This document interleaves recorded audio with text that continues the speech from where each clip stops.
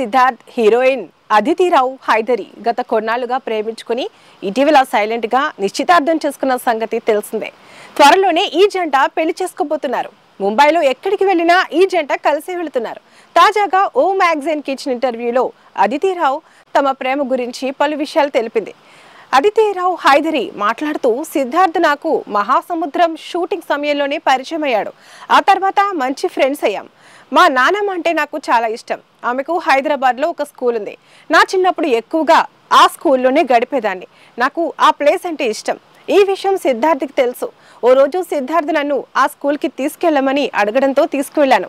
ఆ స్కూల్లో సిద్ధార్థ్ నాకు ప్రపోజ్ చేశాడు. మా నాన్నమ్మ చనిపోయింది. ఆమె ఆశీస్సుల కోసమే అక్కడ ప్రపోజ్ చేసినట్లు తెలిపాడు. అతను తన ప్రేమను చెప్పిన విధానం నాకు నచ్చింది అని తెలిపింది.